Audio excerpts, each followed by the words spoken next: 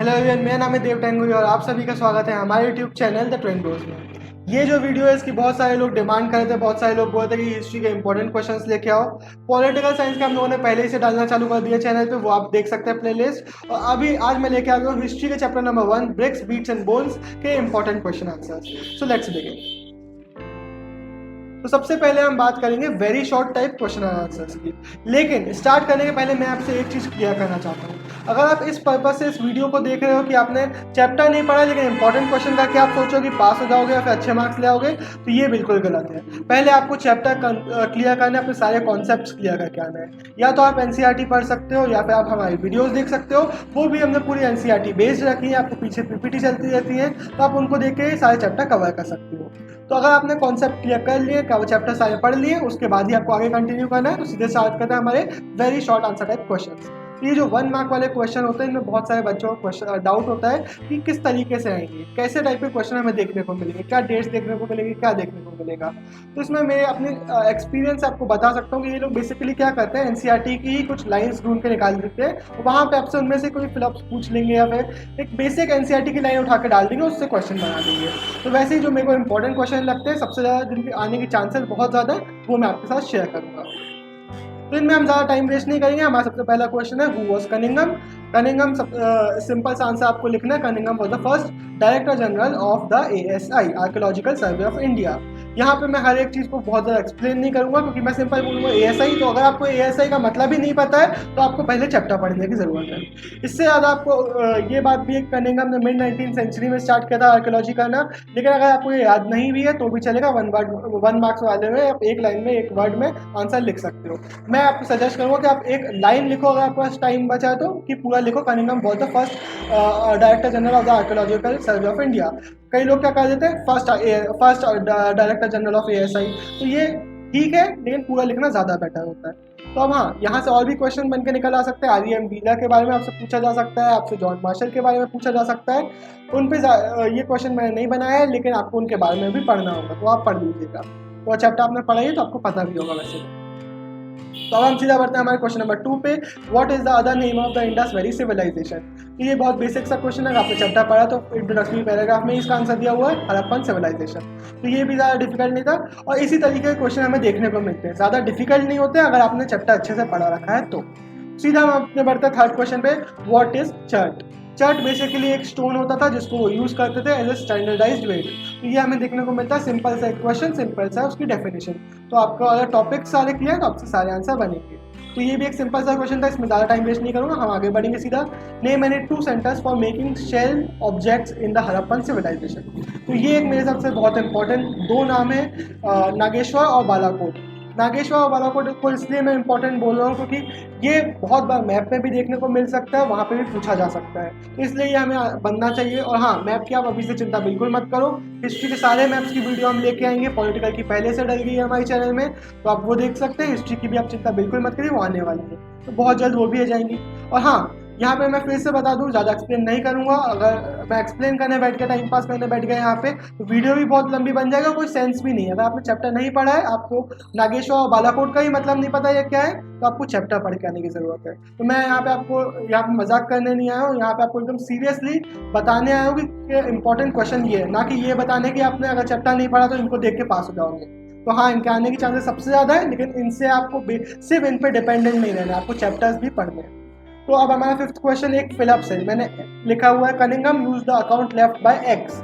X का मेरा मतलब है कि वहाँ पे फिल इन द ब्लैंक्स जैसे क्वेश्चन आएंगे। तो मैंने सारे टाइप के क्वेश्चन जो बोर्ड में आते हैं उन सारे टाइप्स के लिखे, ताकि आपको ऐसा ना रहे कभी भी बोर्ड को देख के कि अरे वाह, फिलअप्स तो मैंने देखे ही नहीं था, कभी फिलअप सीधे आ गया। तो ऐसा कभी नहीं होना चाहिए, इसलिए हम बोलते हैं सैम्पल पेपर पढ़िए, इंपॉर्टेंट क्वेश्चन पढ़िए। ये सीरीज़ की सबसे ज़्यादा इंपॉर्टेंस यही है कि आप क्वेश्चन से फेमिलियर हो जाएंगे और आपको समझ में आने लगेगा कि किस टाइप के क्वेश्चन देखने को मिलते हैं। तो सीधा बढ़ते हैं, Cunningham use the accounts left by X who had visited the subcontinent between the 4th and 7th centuries CE to locate early settlements. तो किसके कनिंघम ने किसके वो यूज़ किए थे अकाउंट्स, तो उसका सिंपल सा आंसर चाइनीज बुद्धिस्ट पिलग्रिम्स। ये एक इनकी प्रॉब्लम भी थी इनके आर्कियोलॉजिकल सर्वे स्टाइल में, जो कि हम आगे एक क्वेश्चन है उसमें पढ़ेंगे। तो अभी सीधा हम बढ़ते हैं हमारे क्वेश्चन नंबर 6 पे, name the 2 sections of Mohenjodaro city. बहुत बेसिक क्वेश्चन, ये आने की चांसेस बहुत ज़्यादा भी है, लेकिन Citadel and lower town. Citadel में पब्लिक पर्पजेस होते थे, पब्लिक पर्पजेस वाली बिल्डिंग्स होती थी, लोअर टाउन में रेसिडेंशियल सेटअप। सीधे बढ़ते हैं हमारे क्वेश्चन नंबर 7 पे। अब जो क्वेश्चन नंबर 7 है ये एक असर्शन और रीजन टाइप क्वेश्चन है। ये हमें देखने को मिलते हैं बहुत आते ही हैं बोर्ड्स में। इसमें क्या किया जाता है, असर्शन दिया जाता है आपको एक, और उसके साथ एक रीजन दिया जाता है। आपको बताना है कि दोनों सही हैं गलत है। सबसे पहले तो आप ये देखोगे कि असर्शन रीजन जो दिए हुए हैं वो सही है गलत है। उसके बाद जैसे आपको मान लो दोनों ट्रू है कि दोनों सही हैं, तो आपको ये बताना है कि जो रीजन दिया हुआ है वो असर्शन का सही रीजन है या नहीं है। अगर दोनों सही है तो आप लिखोगे बोथ आर ट्रू, एंड अगर रीजन भी सही है तो आप लिखोगे both are true and the reason is also true. ये this is the correct reason for assertion. अगर रीजन आपका गलत आ रहा है तो आप लिखोगे no this is the false reason for assertion. और अगर दोनों ही आपके कोई भी एक चीज़ गलत आ रही है कि ये स्टेटमेंट ही गलत दिया तो आप सीधे लिख दोगे reasoning is true but assertion is false, या फिर assertion is true but reasoning is false. तो अब हम सीधे क्वेश्चन पढ़ते हैं। One of the strategies to identify social differences during Indus valley civilisation is to study artefacts. एकदम true statement, और उसका रीजन क्या दिया हुआ है, archaeologist assume objects were luxurious if they are rare or made from costly non-local material or with complicated technology। ये भी हमने स्टेटमेंट पढ़ा था बुक में, ये भी एकदम ट्रू स्टेटमेंट है, लेकिन ये किसी तरीके से भी उसका सही रीजन नहीं है। ये अलग अलग दो बातें हैं जो दोनों सच है लेकिन रीजन प्रॉपर नहीं है। तो हम क्या लिखेंगे, both A and R are true but R is not the correct explanation of A. तो ऐसे ही एक और क्वेश्चन हम देखेंगे असर्शन और रीजन वाला। The burials found at Harappa contain pottery and ornament. ये एकदम सही स्टेटमेंट है। इसके बाद हमारा रीजन दिया हुआ the Harappans did not believe in after life. ये एकदम गलत स्टेटमेंट है क्योंकि हमने देखा था कि वो कैसे चीज़ें वहाँ पे पिट में डालते थे डेड बॉडी के साथ। तो हम क्या लिखेंगे, A is true but R is false. तो यहाँ पे रीजन सही होने की बात ही नहीं बनती जब आर ही गलत है। तो इसके लिए सिंपल हम ये लिख देंगे A is true R is false. अब हम सीधे बढ़ेंगे शॉर्ट आंसर टाइप क्वेश्चंस पे। एक दिक्कत आपको ज़रूर हुई होगी अगर आपने क्वेश्चन पढ़ने की कोशिश की है, वेबसाइट पर सर्च करने की कोशिश की है, तो ये हुई होगी कि पहले क्या होता था 4 मार्क के क्वेश्चंस आते थे। तो आपको मेनली 4 मार्क्स वाले मिलेंगे, 3 मार्क वाले मिलेंगे भी तो उतने अच्छे क्वालिटी के नहीं मिलेंगे। तो ये दिक्कत बहुत सारे बच्चे फेस कर रहे हैं इस समय पे। लेकिन मैं आपके लिए बहुत प्रॉपर 3 मार्क वाले क्वेश्चन लेके आया हूँ जिनके आने के चांसेस बहुत ज़्यादा हैं। तो सीधे हम उनको बढ़ेंगे और देखेंगे कैसे हमें आंसर लिखना चाहिए। हाँ, तो यहाँ पे जो मैंने आंसर दिया हुआ है इस क्वेश्चन का, अभी हम उसको डिस्कस करेंगे, लेकिन इसके पहले एक बात बता दूं कि एग्जैक्ट आपको आंसर नहीं लिखना है। आप उसकी हेल्प ले सकते हो, मैं आपको समझाऊंगा, तो आपको उस बेसिस पे लिखना है। लेकिन आपको उस पॉइंट को यूज़ करके, उस बुलेट पॉइंट को यूज़ करके अपने खुद के मेंटल कैपेसिटी से, अपने खुद के तरीके से उसके आंसर को फ्रेम करना है। तो सीधे डिस्कस करते हैं कि किस तरीके का आंसर है, उसमें क्या हमें हेडिंग्स बनानी चाहिए और क्या उनके मेन पॉइंट्स हैं। क्वेश्चन नंबर 1 है कि explain the distinctive characteristics of residential buildings of Mohenjodaro. बहुत बेसिक सा क्वेश्चन कि मोहनजोदारो की जो रेसिडेंशियल सेटअप था, रेसिडेंशियल जो बिल्डिंग्स थी, उनके कैरेक्टरिस्टिक्स को एक्सप्लेन करो। तो हमने पढ़ा था लोअर टाउन में रेसिडेंशियल सेटअप था, तो सबसे पहले हम वही पॉइंट बना देंगे। लोअर टाउन को अच्छे से एक्सप्लेन कर देंगे हम, वो आप कर सकते हैं, आपने चैप्टर पढ़ा हुआ है। उसके बाद हमारे जो डोमेस्टिक हाउसेज जो होते थे उनका स्ट्रक्चर कैसा होता था उसको एक्सप्लेन करेंगे। तो सबसे पहले कोर्टयार्ड सबसे इंपॉर्टेंट होते थे, वहाँ पे एक्टिविटीज़ किया जाती थी, ये आप डिस्क्राइब करोगे। फिर आप बताओगे उनके प्राइवेसी के बारे में कि वहाँ पे विंडोज़ नहीं बनवाते थे और जो एंट्रेंस थी वहाँ से भी डायरेक्ट व्यू नहीं मिलता था कोर्टयार्ड की तरफ। तो यहाँ से भी एक क्वेश्चन निकल के आ सकता है। एक क्वेश्चन हमें देखने को मिलता है कि जो यहाँ के जो सिविलाइजेशन के जो लोग थे वो प्राइवेसी को बहुत ज़्यादा वैल्यू किया करते थे। तो उसमें आप यही 2 पॉइंट वापस से रिपीट करेंगे। तो ऐसे भले ही आपको ऐसा कभी कभार लगे कि बोर्ड एग्जाम का में भी आपने पेपर दिया, उसमें से एक भी ऐसा क्वेश्चन नहीं आया जो मैंने दिया हुआ था, लेकिन एक्चुअली में ऐसा कभी नहीं हो सकता। मोस्ट प्रोबेबली आपको इनमें से क्वेश्चन देखने को मिलेंगे ही। फॉर एग्जाम्पल जैसे ये क्वेश्चन है, तो इसी के अंदर एक हमारा प्राइवेसी वाला क्वेश्चन कवर हो गया। तो ऐसे ही आपके बहुत सारे टॉपिक हमने इन्हीं मेन क्वेश्चन में कवर कर दिए। तो बेसिकली जितने भी मेन इंपॉर्टेंट टॉपिक्स हैं जिनसे क्वेश्चन बनते हैं वो सारे कवर हो चुके हैं। तो चलिए पढ़ते हैं आगे। हाँ, तो प्राइवेसी वाला कवर हो गया। उसके बाद आपको बाथरूम वाला कवर करना है कि वहाँ का ड्रेनेज सिस्टम बहुत अच्छा था, सारे घरों में बाथरूम्स होते थे और ये कनेक्ट होते थे वहाँ के ड्रेन से, और एक न एक वॉल कनेक्ट होती थी। तो उसके बाद हमारा एक अगला सेटअप ही, हमें कुछ ऐसे भी घर देखने को मिलते हैं, ऐसी बिल्डिंग्स देखने को मिलती है जहाँ पे फर्स्ट फ्लोर यानी कि ग्राउंड फ्लोर के बाद फर्स्ट फ्लोर में जाने के लिए स्टेयरकेस हमें देखने को मिलते हैं, स्टेयरकेस के रिमेन्स हमें देखने को मिलते हैं। तो ये एक बहुत अच्छा फीचर है। उसके बाद वेल्स आप हेडिंग देंगे, उसके अंदर समझाएंगे कि हमें बहुत सारी वेल्स देखने को मिलती है, कैसे पासर्स भी उनको एक्सेस कर सकते थे। ये पूरा जो हमारा एक्सप्लेनेशन हमने चैप्टर में पढ़ा है वो हमें पूरा लिखना है। तो ये सारे हमारे पॉइंट्स बन जाएंगे, ज़रूरी नहीं आप सारे भी लिखो।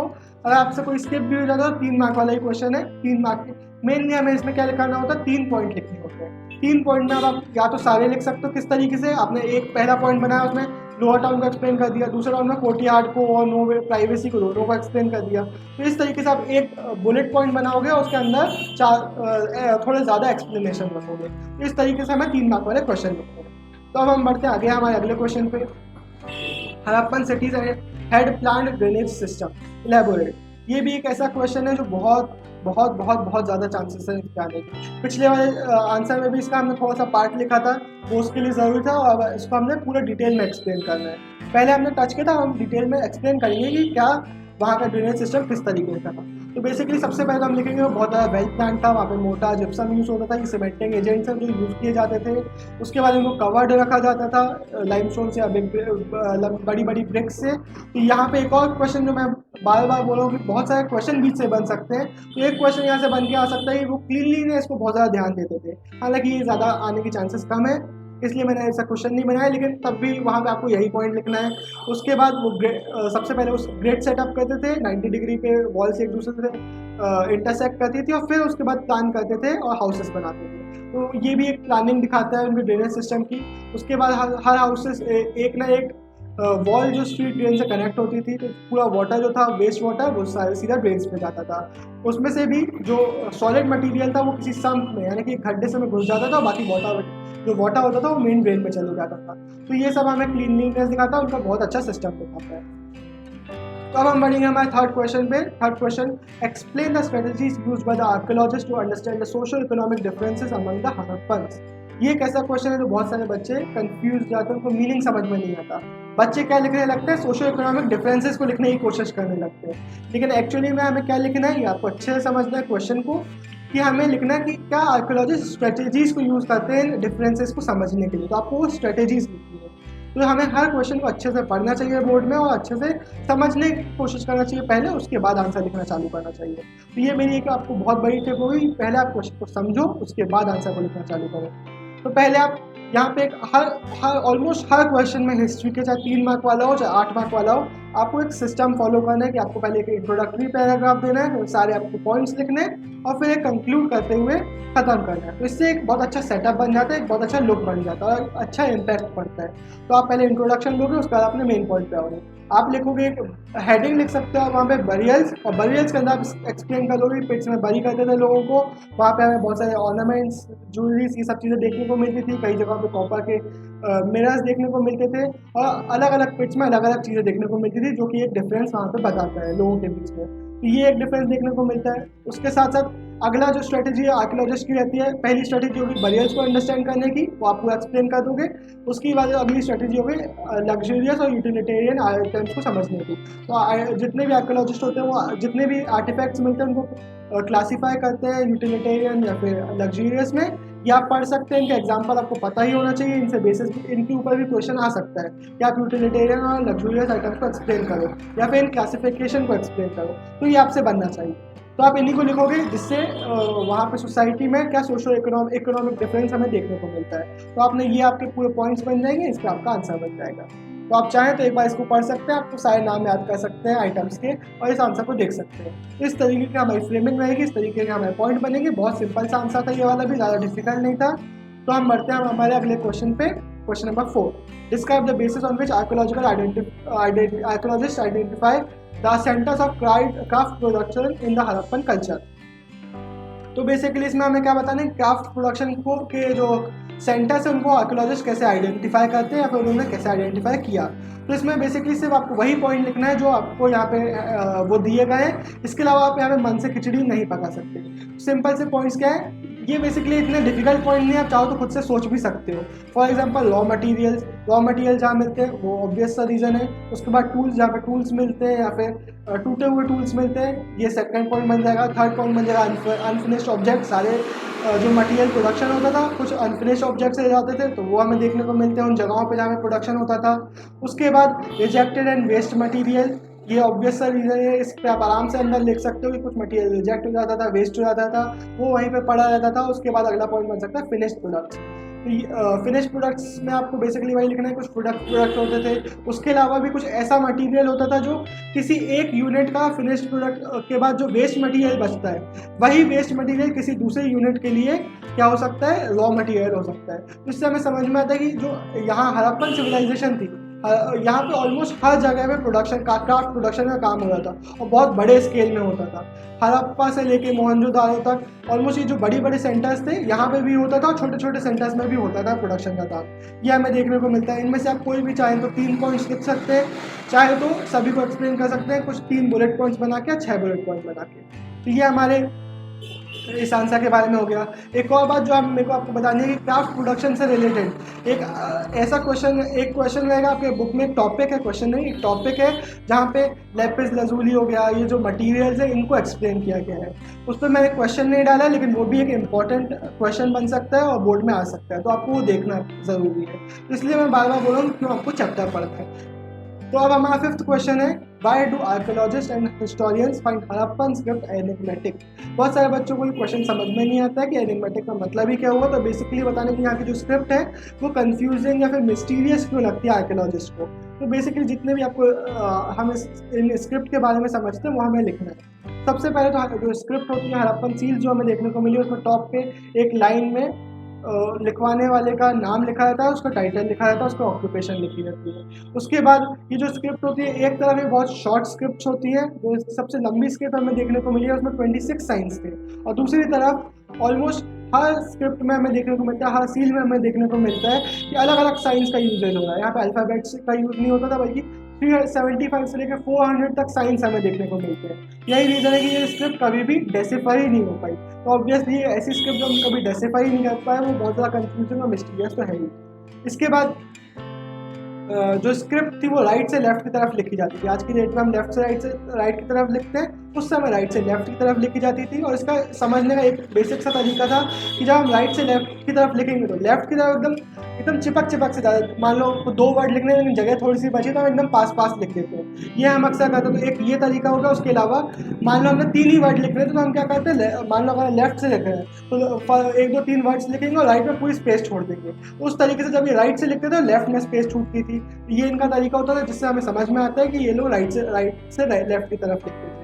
हालांकि इसी से एक बात याद आएगी, बोर्ड में मैं आपको सजेस्ट करूंगा कि अगर आपके साथ कभी ऐसा हो कि 2-3 वर्ड लिख लो लेकिन थोड़ी सी लाइन बची है तो उस लाइन को छोड़ो, नीचे वाली लाइन में लिख दो, कभी भी कचरा मत करो।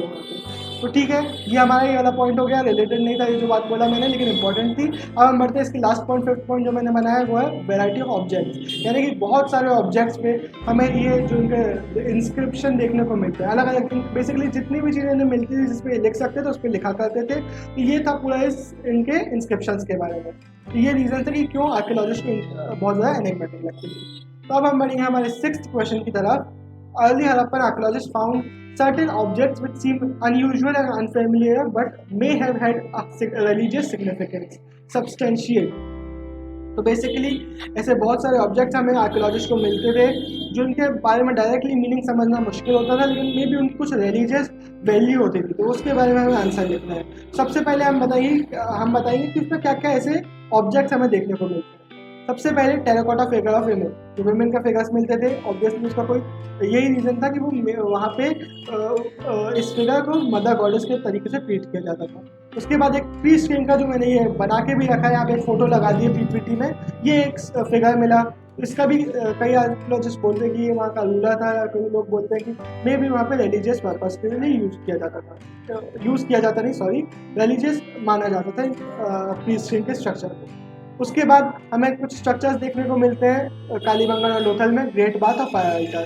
ग्रेट बाथ आपने पता है पब्लिक बाथ का एक सेटअप था, मे बी इसका कोई रिलीजियस पब्लिक बाथ वहाँ पे हुआ करती थी। और फायर अल्टार आर्कियोलॉजिस्ट सजेस्ट करते हैं कि मे बी वहाँ पे फायर में कोई रिलीजियस एक्टिविटी परफॉर्म या फिर बलि कोई परफॉर्म की जाती थी, सेक्रीफाइसेस परफॉर्म की जाती थी। इसके बाद आर्कियोलॉजिस्ट सील्स में भी देखते हैं। सील्स में बहुत सारे प्लांट मोटिव्स होते हैं जो बताते हैं नेचर वर्शिप वहाँ पे प्रैक्टिस हो सकती थी। या फिर हमें एनिमल फिगर्स देखने को मिलते हैं। यहाँ पे एक एनिमल फिगर देखने को मिलता है यूनिकॉर्न का, तो हो सकता है वहाँ पे कोई मिथिकल वैल्यू उसकी हो। इसके अलावा हमें एक फिगर देखने को मिलता है कि योगिक पोस्चर में बैठा हुआ, जिसको आर्कियोलॉजिस्ट बताते हैं प्रोटोशेवा है। और इसके अलावा कोनिकल स्टोन ऑब्जेक्ट्स मिलते हैं जो आर्कियोलॉजिस्ट क्लासीफाई करते हैं लिंगर्स के रूप में। तो ये कुछ हमें फाइंडिंग्स मिलती हैं। अगर आपने प्रोटोशेवा के बारे में नहीं पढ़ा तो आप प्लीज़ बुक में जाके पढ़ लीजिए, ये भी एक इंपॉर्टेंट चीज़ है जिसके बारे में आपको पता होना चाहिए। तो इस तरीके से वहाँ पे भी क्वेश्चन बन के आ सकता है कि योगिक पोस्चर में कौन आपको देखने को मिल रहा है, तो आपको 1 वर्ड में आया तो आपको लिखना है प्रोटोशेवा। तो ये हमारा इस पूरे आंसर के बारे में हो गया। मेनली आप 3 पॉइंट तीन पॉइंट में आप सारे सम अप करके लिख सकते हैं, 3 बुलेट पॉइंट बना के इनके अंदर ये सारे पॉइंट्स भी लिख सकते हैं, कुछ पॉइंट छूट गए तो भी चलेगा। बट आई सजेस्ट कि आप या तो आप 6 पॉइंट लिख दो या 4-5 पॉइंट लिख दो, जिसमें आप मैक्स टू मैक्स चीज़ें जो आपको याद हो वो लिखने की कोशिश करो। ज़्यादा खींचना नहीं है लेकिन ऑन पॉइंट रखना है, जैसे कि मैंने पीपीटी को भी ऑन पॉइंट रखा है। इस तरीके से आपको थोड़ा सा ऐसे ही पॉइंट यूज़ करना है, लेकिन थोड़ा सा एक्सप्लेनेशन अपना अच्छा रखना है और एकदम शॉर्ट में एक्सप्लेन नहीं करना है, एक लिमिट में एक्सप्लेन करना है। इसी के साथ हमारे शॉर्ट आंसर्स खत्म होते हैं। अब हम सीधे बढ़ेंगे हमारे लॉन्ग आंसर टाइप क्वेश्चन। अब यहाँ पे जब मैं पहले बोला था कि कुछ चीज़ स्किप भी हो जाए तो चलेगा, आपको मेन अपने वर्ड लिमिट के अंदर ज़्यादा से ज़्यादा इन्फॉर्मेशन देनी है और जितना पूछा जाए उतना बताना है। लेकिन जब हम लॉन्ग आंसर टाइप क्वेश्चंस की तरफ बढ़ेंगे तो हमें बहुत इन डेप्थ नॉलेज चाहिए होता है अगर आपको 8 में से 8 मार्क्स स्कोर करने हैं। तो यहाँ पे मैं आपको अपना तरीका बताऊंगा कि कैसे मैंने किस तरीके को मैंने फॉलो किया था। एक और बात मैं आपको बता दूं कि मेरे हिस्ट्री में 100 में से 95 मार्क्स आए थे। तो बेसिकली इसका मतलब ये सिंपल सा एक मीनिंग निकल के आता है कि जो मैंने स्ट्रेटेजी फॉलो करी, अगर वही कोई भी और फॉलो करेगा तो उसका भी अच्छा रिजल्ट आ सकता है। क्योंकि ये जो स्ट्रेटेजी जो मेरी है, जो तरीका जो मेरा आंसर राइटिंग का है, वो एकदम ट्राइड और टेस्टेड तरीका। तो मैं आपको सजेस्ट करूँगा कि जैसे मैं बता रहा हूँ वैसे ही आप आंसर लिखने की कोशिश करो। तो चलिए सीधा बढ़ते हैं हमारे पहले लॉन्ग आंसर की तरफ। How did architectural features of Mohenjo-daro indicate planning? Support the statement with examples. तो ज़्यादा डिफिकल्ट क्वेश्चन नहीं है और ऐसा मैंने कई बार बोल दिया कि डिफिकल्ट नहीं है क्योंकि एक्चुअली में क्वेश्चन सिर्फ आपके एनसीईआरटी के टॉपिक उठा के दे दिए हैं। अगर आपने हमारी वीडियो देखी है या फिर आपने एनसीईआरटी को पढ़ा हुआ तो आपके सारे क्वेश्चन के आंसर बन जाएंगे और बोर्ड में कोई अलग चीज़ नहीं आती, सिर्फ ऐसे ही टाइप के क्वेश्चन आएंगे और मेनली आपको ऐसे ही क्वेश्चन कि एक टॉपिक दिया आपको उसको इन डेप्थ एक्सप्लेन करना है 8 मार्क्स के लिए या फिर एक्सप्लेन करना 3 मार्क्स के लिए, ऐसे ही क्वेश्चन देखने को मिलेंगे। तो इन्हीं क्वेश्चन को आप अच्छे से समझ के जाना, अच्छे से पढ़ के जाना। तो चलिए हम देखते हैं इस क्वेश्चन को। तो इसमें हमें सिंपल से आर्किटेक्चर जो फीचर्स थे मोहनजोदारो के, जो कि बेसिक हमने बहुत बार पढ़ लिया, हमारे चैप्टर के एक्सप्लेनेशन में अच्छे से पढ़ा था, वही हमें पूरा लिख देना है। सबसे पहले आप सिटाडेल लिखोगे, उसको एक्सप्लेन कर दोगे। मैं यहाँ पे एक्सप्लेन नहीं कर रहा हूँ क्योंकि अगर आपसे सिटाडेल नहीं बनता है, सिटाडेल के बारे में नहीं पता तो आपको चैप्टर पढ़ने की ज़रूरत है। उसके बाद लोअर टाउन लिखोगे, लोअर टाउन को पूरा एक्सप्लेन कर दोगे और फिर उसके बाद एक एक चीज़ को एक्सप्लेन करना चालू करोगे। एक एक चीज़ को एक्सप्लेन करना चालू करोगे, उससे मेरा मतलब है फॉर एग्जाम्पल सिटाडेल में ग्रेट बात आएगा या फिर आपका वेयर हाउस आएगा, आप इसको एक्सप्लेन करोगे। ज़्यादा एकदम वेयर हाउस और ग्रेट बात को एकदम घुस नहीं जाना कि उनको 4 मार्क का एक्सप्लेन नहीं कर देना, बल्कि उनको थोड़ा में एक्सप्लेन करना 2-2 पॉइंट में। और उसके बाद लोअर टाउन में हमें 2-2 पॉइंट में किस टॉपिक्स को एक्सप्लेन करना है, जितना भी यहाँ का रेसिडेंशियल सेटअप था। फॉर एग्जांपल कोर्टयार्ड को आपने हेडिंग डाली, उसको एक्सप्लेन करना चालू किया। कोर्टयार्ड को मैं आप कैसे एक्सप्लेन करूँ, सेंटर एक्टिविटीज़ का सेंटर था, वहाँ पे उसके अटैच सारे रूम्स बनाए जाते थे। उसके बाद आप एक हेडिंग डालोगे ड्रेनेज सिस्टम को एक्सप्लेन करना चालू करोगे। और ड्रेनेज सिस्टम बहुत ज़्यादा केयरफुली प्लान था, हर घर में एक वॉल ऐसी होती थी जो स्ट्रीट ड्रेन से कनेक्ट रहती थी, सारा वेस्ट वाटर बाहर जाता था। ये बात हम पहले भी कर चुके हैं। फिर वहाँ के आप स्ट्रीट्स की बारे में बात करोगे। स्ट्रीट गेट पैटर्न में होती थी, इंटरसेक्ट करती थी एक दूसरे को 90 डिग्रीज पे, राइट एंगल्स पे, और ये प्री प्लान होती थी, वेल प्लान और बहुत अच्छा एक स्ट्रक्चर फॉलो होता था। उसके बाद आप अच्छे से आप ड्रेन को एक्सप्लेन कर सकते हो, ग्रेड को एक्सप्लेन कर सकते हो, तो आप सीधे यहाँ पे आप कंक्लूडिंग पैराग्राफ लिखोगे। तो हमने किस स्ट्रक्चर को फॉलो किया, हमने इंट्रोडक्शन दिया एक पैराग्राफ का 3-4 पॉइंट में भी 2 से 3 पॉइंट का हमने इंट्रोडक्शन दिया इस क्वेश्चन के लिए। उसके बाद हमने अपने पॉइंट लिखना चालू किए। पॉइंट में आप पहले बुलेट पॉइंट्स बनाओगे, उसके अंदर सब पॉइंट्स बनाओ। फॉर एग्जांपल आपने, जैसे मैंने आपको अलग अलग बुलेट पॉइंट्स दिए, वैसे आपने एक बुलेट पॉइंट बनाया, उसके अंदर 2-3 पॉइंट लिखे, फिर दूसरा बुलेट पॉइंट बनाया, फिर 2-3 पॉइंट लिखे। तो इस तरीके से आपके 10 से 12 से 15 पॉइंट तक भी हो सकते हैं। ये ज़्यादा एकदम खिंचेगा नहीं, हमें टाइम पास नहीं करना है। हमने सिर्फ वही चीज़ें लिखी जो हमारी बुक में लिखी हुई है। हमने ना टॉपिक के आगे की बात करी ना पीछे की, लेकिन हमने ऑन पॉइंट रखते हुए भी 8 मार्क के लिए अच्छे खासे पॉइंट बना दिए। और इतने सारे पॉइंट लिखने के बाद आप एक कंक्लूडिंग पैराग्राफ बनाओगे, जिसमें आप बेसिकली यही चीज़ें लिखोगे कि वेल प्लान्ड आर्किटेक्चर सिस्टम था, ये था वो था। तो यहाँ पे अब आपको कोई एक्स्ट्रा चीज़ एक्सप्लेन करने की ज़रूरत नहीं, सिर्फ एक अच्छे से कंक्लूड करना है। तो इस तरीके से आपको पूरा 8 मार्क का वैल्यू मिल जाएगी आपके क्वेश्चन आंसर में, और इस तरीके से आपको पूरे 8 में से 8 मार्क्स मिलेंगे। तो यही बेस्ट स्ट्रक्चर है जो आपको हर एक आंसर में फॉलो करना है। आप चाहो तो यहाँ पे फ्लो चार्ट्स बना सकते हो जो आपको बहुत ज़्यादा हेल्प करेंगे। तो ये हो गया। अब हमारा क्वेश्चन नंबर 2 में बढ़ने के पहले मैंने फ्लो चार्ट बोला, तो फ्लो चार्ट अगर आपसे बनाते नहीं बन रहा है या फिर अभी भी आपको कोई प्रॉब्लम हो रही है आंसर को पैटर्न को समझने के लिए किस तरीके से हमें आंसर लिखना चाहिए, तो हमारी पूरी एक प्लेलिस्ट बनी रखी है आंसर राइटिंग बेसिक्स के ऊपर। आप जल्दी से जाइए उसको चेक करिए और फिर आप अपने आंसर फ्रेमिंग को लेकर और ज़्यादा कॉन्फिडेंट रहेंगे। तो अभी अपन फिलहाल कंटिन्यू करते हैं हमारे क्वेश्चन नंबर 2 के ऊपर बढ़ते हैं। Describe the contribution of John Marshall, director general of ASI Indian archaeology. तो ये जो जॉन मार्शल थे इनके बारे में हमने पहले भी बात करी थी। मैंने बोला था जॉन मार्शल, कनिंघम और आर्यन व्हीलर, ये तीन बहुत इंपॉर्टेंट है और खासकर 8 मार्क्स के लिए मेरे हिसाब से जॉन मार्श और कनिंघम के बारे में बहुत बार पूछा जा सकता है। 8 मार्क, 3 मार्क, 1 मार्क, बेसिकली ये सब में आ सकते हैं। तो इसलिए मैंने ये क्वेश्चन डाला है ताकि आपको अच्छे से बन जाए कि इसके बारे में या फिर कनिंघम के बारे में आए तो किस तरीके से बनेगा। अगला क्वेश्चन वैसे मेरा कनिंघम के बारे में भी, वो जस्ट इसका ऑपोजिट क्वेश्चन है, वो हम आगे देखेंगे। अभी इस आंसर को डिस्कस करते हैं। सबसे पहले तो दयाराम साहनी और आर डी बनार्जी, ये दो नाम है आपको याद रखना है। इन्होंने सबसे पहले सील्स डिस्कवर करी थी हड़प्पा और मोहनजोदाड़ो में। उन्होंने प्रिडिक्ट किया था कि मे बी यहाँ पे एक सिविलाइजेशन है। और उसके बाद 1924 में जॉन मार्शल जो थे, जो कि ASI जनरल, डायरेक्टर जनरल थे ASI के, उन्होंने अनाउंस किया था पूरी दुनिया के सामने कि ये एक नया सिविलाइजेशन है। और उनके बारे में कहा जाता है कि इन्होंने इंडिया का जो हिस्ट्री थी उसको बहुत पीछे तक लेके चले गए थे। तो ये एक हिस्ट्री में एक इम्पॉर्टेंट ये बात होती है कि कौन सा आर्कियोलॉजिस्ट किस जगह की हिस्ट्री को एकदम पीछे तक लेके जा सकता है, यानी कितनी अच्छी वो स्टडी कर सकता है, कितनी न्यू इन्फॉर्मेशन वहाँ के बारे में दे सकता है। तो वो ये जॉन मार्शल के बारे में कहा जाता है। और एक और बात, अगर आपको ये 1924 जो डेट है, अगर मान लो आपको ऐसा है कि आपको ये डेट याद नहीं रह पा रही है, तो वहाँ पे तुक्का बिल्कुल भी मत लगाइए। अगर आपको बिल्कुल श्योरिटी नहीं है कि ये डेट मुझे याद है कि नहीं, तो वहाँ पे स्किप कर सकते हैं। हो सकता है मार्क कट जाए, लेकिन तुक्का लगाने से बहुत ज़्यादा बेटर है कि स्किप कर दो। ठीक है, तो फिर अब हम बढ़ते हैं हमारे आगे वाले पॉइंट्स में। इसके बारे में आपने एक्सप्लेन किया, फिर आपके बारे में एक पॉइंट आएगा मेसोपोटामिया का। ये कंटेम्प्रेरी था क्योंकि दोनों जगह पे हमें ऐसी सील्स मिले थे, ऐसे इनके आर्टिफैक्ट्स मिले थे जो कि बहुत ज़्यादा रिलेटेड थे एक दूसरे से। तो ये हमारा एक पॉइंट बन जाएगा, कंटेम्प्रेरी टू मेसोपोटामिया। उसके बाद हम ये सब फाइंडिंग्स जॉन मार्शल ने की थी कि जॉन मार्शल के बारे में हम लिखेंगे कि बहुत ज़्यादा प्रोफेशनल टच उन्होंने इंडिया की आर्कियोलॉजी को दिया था। उन्होंने पहले ग्रीस और क्रीट नाम के जगहों पे काम किया था, कंट्रीज़ में काम किया था। और उसके बाद वो इंडिया में आए थे, एक प्रोफेशनल टच इंडिया की आर्कियोलॉजी में लग गया था और ये बहुत ज़्यादा प्रोफेशनल एक आर्कियोलॉजिस्ट थे। उसके बाद हम पॉइंट लिखेंगे कि इनका स्टडी करने का स्टाइल कैसा था, जिसमें आप हेडिंग बना सकते हो कि इनका जो इनका जो मेन स्टाइल था वो डेली लाइफस्टाइल के पैटर्न्स को फाइंड करने का तरीका था। तो आप इसके लिए पॉइंट बना सकते हो पैटर्न्स ऑफ डेली लाइफ। उसमें आप एक्सप्लेन कर सकते हो कि इनको डेली लाइफ में पैटर्न फाइंड करने में बड़ा मज़ा आता था। कनिंघम को भी बड़ा मज़ा आता था इस तरीके से चीज़ों को फाइंड करने में और रिलेट करने में। और उसके बाद आप लिख सकते हो इधर पे जो उन्होंने एक बहुत बड़ी गलती करी थी उसके बारे में आपका अपनी हेडिंग दे सकते हो स्ट्रेटेग्राफी, और उसमें आप एक्सप्लेन कर सकते हो। स्ट्रेटेग्राफी का मीनिंग आपको पता ही होगा, आपने चैप्टर पढ़ा रखा है। आप उसी को एक्सप्लेन करोगे, आप बताओगे कि जो जॉन मार्शल जी थे उन्होंने स्ट्रेटेग्राफी को कम्प्लीटली इग्नोर कर दिया था, उसके कारण बहुत सारी चीज़ें इन्होंने मिस कर दी थी इंडिया की आर्कियोलॉजी में। तो ये सारे पॉइंट्स आप जॉन मार्शल के बारे में लिखोगे, इससे आपका एक पूरा एक कंप्लीट आंसर बन जाएगा। यहाँ पे वही स्ट्रेटेजी फॉलो करनी है, एक इंट्रोडक्शन, फिर पॉइंट्स और फिर कंक्लूजन।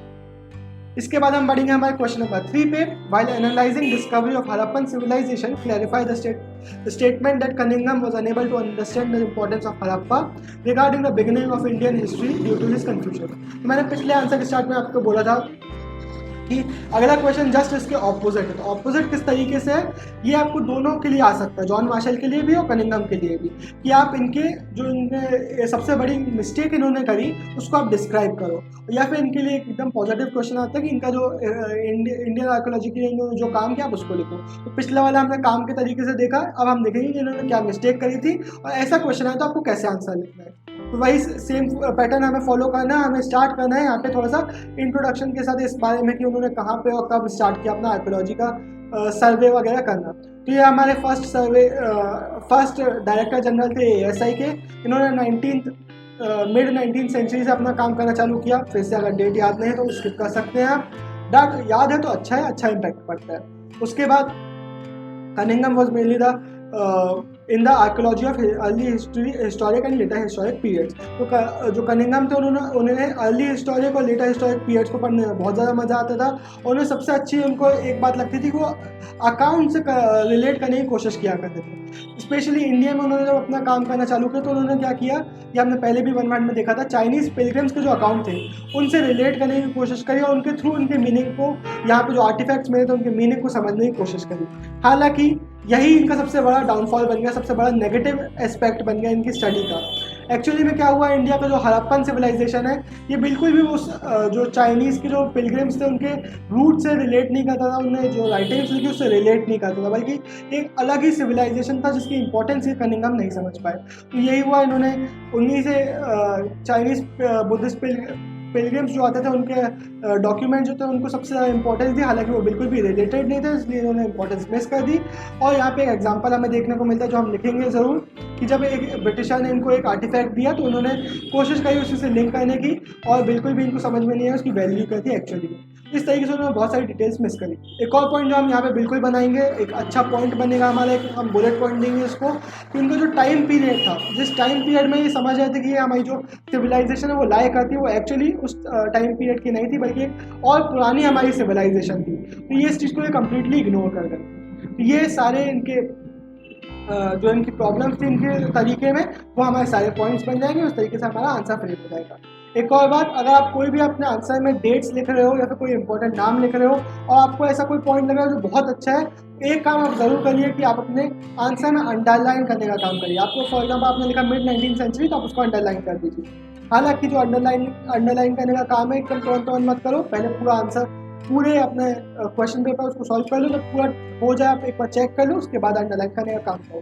तो ये ऐसा ज़रूरी नहीं कि अंडरलाइन नहीं करोगे तो मार्क्स नहीं मिलेंगे, लेकिन एक इम्पैक्ट करता है। तो हम बढ़ते हैं हमारे सीधे question number 4। Discuss how archaeologist reconstruct the past. तो ये एक ऐसा क्वेश्चन है जिसके बारे में अगर आपको ज़्यादा याद नहीं भी है तो भी आप इसके लिए बारे में इजीली लिख सकते हो, क्योंकि बहुत एक बेसिक सा क्वेश्चन अगर आपने इस चैप्टर को पढ़ा हुआ है तो सबसे पहले मटीरियल एविडेंसेस, जो भी मटीरियल एविडेंसेस मिलते हैं आप पढ़ भी सकते हैं, आपको याद भी होंगे, पॉटरीज, टूल्स वगैरह वगैरह। उसके बाद जब मटीरियल एविडेंसेस मिल जाएंगे तो हिस्टोरियंस का एक बेसिक सा काम क्या रहेगा कि वो किस टाइप का मटीरियल है उसको क्लासीफाई करना। और हिस्टोरियंस उसको क्लासीफाई करेंगे, तो क्लासिफिकेशन में किस तरीके से क्लासीफाई करेंगे कि उसका वो ऑर्नामेंट है, उसका कोई रिलीजियस पर्सन है, कोई और काम के लिए यूज हो रहा है, तो इस तरीके से क्लासीफाई करेंगे। तो इस तरीके से आपको किसी भी एक पॉइंट को याद करने के लिए उसको लिंक बनाना है, कैसे मटीरियल मिलेगा तो उसको क्लासीफाई करेंगे तो उसकी वैल्यू को समझेंगे किस तरीके से वो यूज़ होता था। फॉर एग्जांपल अगर कोई पॉट मिला तो क्या आर्कियोलॉजिस्ट का बेसिक तरीका होता है प्रेजेंट डे से पास्ट में जाने का। आज की डेट में अगर हमें पॉट जैसा स्ट्रक्चर मिलेगा तो हमें समझ में आएगा कि इसको एज अ पॉट यूज़ किया जाता था। तो ऐसे ही जो प्रेजेंट डे से कनेक्ट करने की कोशिश करते हैं हिस्टोरियन कि पास्ट में अगर कोई चीज़ मिली है तो उसका क्या यूजेज होता होगा, इस तरीके से वो फंक्शन निकालते थे किसी भी चीज़ का। उसके बाद हमारा अगला पॉइंट आएगा कि वो रिलीजियस चीज़ों को कैसे मीनिंग निकालने की कोशिश करते थे। तो यहाँ पे सील्स को एग्जामिन करने का बहुत अच्छा तरीका होता था। सील्स में प्लांट मोटिव्स हमें देखने को मिलते थे, एनिमल्स के फिगर्स हमें देखने को मिलते थे, उससे समझ में आता था कि नेचर वर्शिप या फिर एनिमल वर्शिप कोई कॉन्सेप्ट था उस समय में। हमने बात करी थी यूनिकॉर्न के बारे में, तो ये एक कॉन्सेप्ट उस समय का हो सकता था। ये इस तरीके से रिलीजियस एस्पेक्ट्स को ढूंढने की कोशिश की जाती है। हालांकि आर्कियोलॉजी में हमेशा ही रिलीजियस चीज़ों को समझना बहुत ज़्यादा मुश्किल हो सकता है, खासकर अगर ऐसे सिविलाइजेशन के बारे में हम बात करें जहाँ के टेक्स्ट को हम डेसिफाई नहीं कर पाए तो इसलिए यहाँ के रिलीजियस एस्पेक्ट्स को समझना बहुत ज़्यादा मुश्किल हो जाता है ये जो आर्कियोलॉजिस्ट हैं उनके लिए। तो इसको भी हम एक एज अ पॉइंट बना के अपने आंसर में लिखेंगे। उसके बाद हम देखेंगे कि हमारा क्वेश्चन आएगा कि क्या फूड वो कंज्यूम करते थे। तो उसके लिए बेसिक सा एक ये क्वेश्चन वन वर्ड में भी पूछा जा सकता है कि क्या फूड वो कंज्यूम कर सकते थे, तो आपको इसको भी पढ़ना है। लेकिन हालांकि मैंने इसको ऐड नहीं किया क्योंकि बहुत ज़्यादा इंपॉर्टेंट क्वेश्चन नहीं है, लेकिन ये आपको पता ज़रूर होना चाहिए। तो इसके लिए वो क्या फाइंड करने के लिए क्या तरीका यूज़ करते थे, क्रॉप्स के रिमेन देखते थे, एनिमल्स के रिमेन्स देखते थे। इसके अलावा सैडल कॉइन्स की हमने बात करी थी। सैडल कॉइन्स क्या होता है, दो पत्थर होते हैं जिनको पीसने के लिए काम में लिया जाता है, तो उसके रिमेन्स को देखते हैं कि वहाँ पे क्या क्रॉप्स मिल रहे हैं। तो इस तरीके से वो फाइंड आउट करने की कोशिश करते हैं कि वहाँ पे क्या क्रॉप्स कंज्यूम किए जाते थे या क्या एनिमल्स कंज्यूम या डोमेस्टिकेट किए जाते थे। इसके अलावा पिट भी वो स्टडी करते थे फूड को फाइंड करने के लिए। ये हमारा पूरा आंसर बन के आ जाएगा। इसी को आपको पूरे पॉइंट्स बना के लिखना है, इस तरीके से आपके अच्छे खासे पॉइंट बन जाएंगे और 8 मार्क की आपको वैल्यू मिल जाएगी। तो इस पूरे फॉर्मेट को आपको फॉलो करना है, इंट्रोडक्शन, फिर सारे ये पॉइंट्स और उसके बाद कंक्लूजन। अब हम बढ़ते हैं हमारे सीधे 5th क्वेश्चन पे, जो कि आज का हमारा आखिरी लॉन्ग आंसर है। Archaeologist have no concrete response for the central authority of the Harappans, substantiate. ये एक इंपॉर्टेंट क्वेश्चन है। इसके बारे में पूरा बुक में एक पूरा एक पैराग्राफ दिया हुआ है, जिसको पूरा एक टॉपिक दिया हुआ है। अगर आपने बुक नहीं पढ़ी तो मैं लास्ट बार आपसे बोल रहा हूँ कि आप पूरा इसको बिना पढ़े मत आंसर पढ़ना। सिर्फ आंसर पढ़ के आप सोचो कि आपके अच्छे मार्क्स लाएंगे, तो ऐसा बिल्कुल भी नहीं होने वाला। आपको या तो पहले बुक पढ़नी है तो आपको हमारी वीडियोस देखनी है। तो चलिए आपको इसको आंसर को डिस्कस करते हैं। तो सबसे पहले तो जितने भी हिस्टोरियंस हैं वो क्लियरली एक आंसर नहीं देते हैं कि ऐसा ही होता था, बल्कि अलग अलग ग्रुप्स बनाते हैं कि मे कुछ लोग बोलते हैं कि ऐसा होता था, कुछ लोग बोलते थे बहुत सारे रूलर्स होते थे, कुछ लोग अलग पॉइंट देते थे। उसके बारे में हम पूरा लिखेंगे। उसके बाद हम लिखेंगे कि वहाँ पे क्या क्या चीज़ें हमें देखने को मिलती है, क्या क्या हमें, फॉर एग्जांपल हमें टाउन्स देखने को मिलते हैं कि रेसिडेंशियल सेटअप अलग था, पब्लिक सेटअप अलग था, पब्लिक बिल्डिंग्स अलग जगह पे थी, सिटाडेल और वो कंपैरिजन देखने को मिलता है। उसके साथ साथ सीज देखने को मिलती है, ब्रिक्स का एक स्टैंडर्ड रेशो देखने को मिलता है। तो ये सारी चीज़ें आर्कियोलॉजिस्ट को बहुत ज़्यादा परेशान करती थी और डाउट में डालती थी कि क्या वहाँ पे किस तरीके की रूलिंग हो सकती है। अब कुछ यहाँ पे सबसे बड़ी प्रॉब्लम यही आती है कि हम डेसिफर नहीं कर पाते यहाँ के टेक्स्ट को। तो ये आपका एक पॉइंट बनेगा, डेसिफर करके एक पॉइंट बनेगा जिसमें आप एक्सप्लेन करोगे हम वहाँ के टेक्स्ट को डेसिफर नहीं कर पाए, तो जिसके कारण हमें एग्जैक्टली नहीं पता कि वहाँ पे एडमिनिस्ट्रेटिव कैसा सेटअप कैसा था। और अगर हम दूसरे एम्पायर्स की बात करें, फॉर एग्जांपल हमने मेगास्थनीज के अकाउंट देखे तो वो पूरा डिस्क्रिप्शन देते हैं कि वहाँ का एडमिनिस्ट्रेटिव सेटअप कैसा था, लेकिन यहाँ का जो एम्पायर है इसके बारे में हमें अच्छे से नहीं पता है। तो अब हम बात करेंगे, इसके बाद हम पॉइंट्स बनाएंगे क्या क्या अजम्पशंस लोग किए करते हैं। सबसे पहला अजम्पशन आता है, पहले ग्रुप के आर्कियोलॉजिस्ट स्कॉलर्स बोलते हैं कि रूलर्स होते ही नहीं थे। तो इसको बिलीव करना बहुत ज़्यादा मुश्किल है, क्योंकि हमने देखा कि ऑलमोस्ट स्टैंडर्ड रेशो फॉलो किया जा रहा है, बहुत अच्छा एक सेटअप बनाया जा रहा है। तो ऐसा एक कम्युनिटीज अपने आप तो कर नहीं लेगी, सब जगह पे अपने आप सेम चीज़ें फॉलो होने नहीं लगेगी। तो ऐसा जो ग्रुप है स्कॉलर्स का, इसको बहुत कम लोग बिलीव करते हैं और ये बिलीव ज़्यादा करना सही नहीं लगता। तो अगला स्कॉलर्स का ग्रुप बोलता है कि एक रूलर नहीं बल्कि बहुत सारे रूलर यहाँ पे हुआ करते थे। ये भी एक अच्छा पॉइंट है इन लोगों का, ये अपने तरफ से आर्ग्यूमेंट्स देते हैं कि जो हड़प्पा हो गया, मोहनजोदारो हो गया, ऐसे अलग अलग सिटीज़ में अलग अलग एक रूलर होता था जो अपने रीजन को रूल करता था। तो ये भी एक अच्छा पॉइंट है। और इसके अलावा एक सबसे इंपॉर्टेंट पॉइंट हमारे सामने आता है कि पूरे एरिया के लिए सिर्फ एक रूलर होता था जो पूरा सेंट्रल से अपने पूरे रीजन को रूल करता था। इस पॉइंट को बिलीव करने वाले सबसे ज़्यादा लोग हैं और बिलीवेबल है भी, क्योंकि इसके लिए हमें बहुत सारे पॉइंट देखने को मिलते हैं तो जो आपको एक्सप्लेन करना होगा। वही पॉइंट जो हमने पहले बात करी कि सब जगह स्टैंडर्ड चीज़ें फॉलो हो रही है, सेम सेटअप फॉलो हो रहा है, ये हमें पूरा एक्सप्लेन करना है इसके अंदर। और इसके बाद हमें कंक्लूड कर देना कि जो लास्ट वाला पॉइंट है सबसे ज़्यादा प्लॉजिबल, सबसे ज़्यादा फीजिबल पॉइंट लग रहा है, सबसे ज़्यादा अंडरस्टैंडेबल और बिलीवेबल पॉइंट लग रहा है हमें। और इसके बाद आपको कंक्लूजन देना है कि हालांकि अभी भी हमें 100% श्योरिटी से नहीं बोल सकते। तो इस तरीके से हमारा ये क्वेश्चन नंबर 5 का पूरा आप आंसर लिख सकते हैं। और सभी क्वेश्चन में आपको सजेस्ट करूँगा कि जो सेटअप मैंने बताया उसी को फॉलो करें, कोशिश करें कि ज़्यादा से ज़्यादा फ्लो चार्ट्स बना पाए और अपने जो राइटिंग है उसको ऑन पॉइंट रखिए, ज़्यादा एग्जैजरेट फालतू का नहीं करना है, एकदम सही पॉइंट्स लिखिए। तो अगर आप इस तरीके से लिखेंगे तो होपफुली आपको सारे आंसर अच्छे से बनेंगे, होपफुली आपको सारे आंसर समझ में आए होंगे। कोई भी अगर आपको डाउट रह गया है तो आप कमेंट बॉक्स में पूछ सकते हैं। इसी के साथ thank you for watching, bye for now, signing of.